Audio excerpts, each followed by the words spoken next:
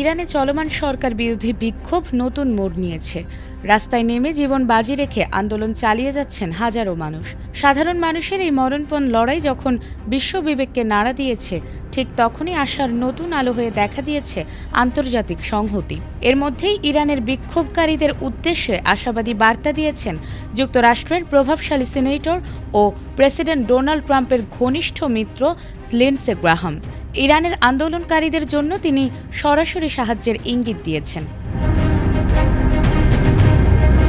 শনিবার সামাজিক যোগাযোগ মাধ্যম এক্সে দেয়া এক পোস্টে লিন্ডসে গ্রাহাম বলেছেন, ইরানের জনগণের দীর্ঘ দুঃস্বপ্ন খুব শীঘ্রই শেষ হতে চলেছে। লিন্ডসে গ্রাহাম দাবি করেছেন, নিজেদের ওপর চলমান নিপীড়নের বিরুদ্ধে ইরানি জনগণ যে সাহসিকতা ও দৃঢ়তা দেখাচ্ছেন তা প্রেসিডেন্ট ডোনাল্ড ট্রাম্প সহ স্বাধীনতাকামী বিশ্বের নজর কেড়েছে। তিনি আরও বলেছেন, প্রেসিডেন্ট ট্রাম্প যখন বলেন ইরানকে আবারও মহান করে তুলুন, তখন তার প্রকৃত অর্থ হল আয়াতুল্লাহ আলী খামেনির সরকারের বিরুদ্ধে আন্দোলনে ইরানি জনগণের বিজয় নিশ্চিত করা। গ্রাহাম মনে করেন, বর্তমান শাসক গোষ্ঠী আয়াতুল্লাহ খামেনি ক্ষমতায় থাকলে ইরান কখনোই সত্যিকারের মহান রাষ্ট্রে পরিণত হতে পারবে না। এছাড়াও এ সরকারের পতন ঘটাতে সব ধরনের সাহায্য বিক্ষোভকারী জনগণকে তারা দেবেন বলে জানিয়েছে ট্রাম্প প্রশাসন।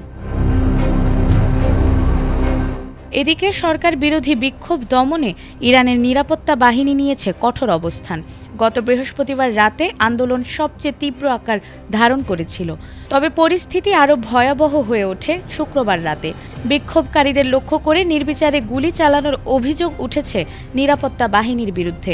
ব্রিটিশ সংবাদ মাধ্যম বিবিসিকে 3টি হাসপাতালের কর্মীরা জানিয়েছেন, নিহত ও আহত মানুষের চাপে হাসপাতালগুলো উপচে পড়ছে। এরপর শনিবার হাজার হাজার মানুষ আবারও রাস্তায় নেমে আসেন। যুক্তরাষ্ট্রের সম্ভাব্য সহায়তার ইঙ্গিত এবং অভ্যন্তরীণ দমনপীড়নের মধ্যে ইরানের পরিস্থিতি এখন আরও অনিশ্চিত। আন্দোলন কোন দিকে মোড় নেয় এবং আন্তর্জাতিক ভূমিকা কতটা কার্যকর হয় সেদিকেই তাকিয়ে আছে বিশ্ব। নাজমুন নাহার জান্নাত, এটিএন বাংলা।